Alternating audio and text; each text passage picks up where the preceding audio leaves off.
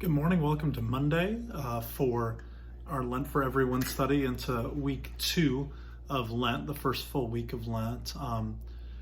This reading today from the Beatitudes is one that a lot of us know well. Blessed are the poor in spirit, blessed are the meek. And I think N.T. Wright does a nice job in his translation when he says wonderful news for those folks.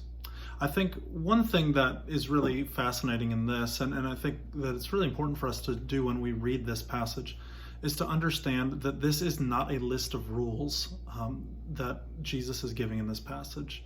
N.T. Wright makes it clear that what instead Jesus is doing is saying that this is what God's upside down, changing kingdom looks like. It is the one where the very people who have been in the greatest and biggest places of power are not the people in power anymore, and that the way we understand those things is getting flipped on its head by God. So he does a nice job then of entering us into kind of a story, pretending of what people may have been thinking and believing around that time, and what they were hearing when they heard the good news of Jesus. After all, these Jewish people had been trampled on and were not being treated well. They were the marginalized.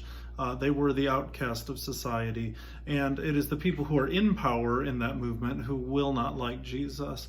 But it's the very people who have been trampled on who need this good news, who hear this as good news.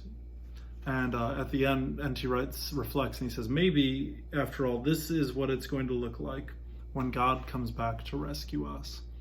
Friends, I think that the message of Jesus, the hope of this message in the Beatitudes, is that maybe, just maybe, this is what God's kingdom looks like, and that it is good news not only for Jewish people in Jesus' day, but for us today. God bless you as you begin this second week of Lent.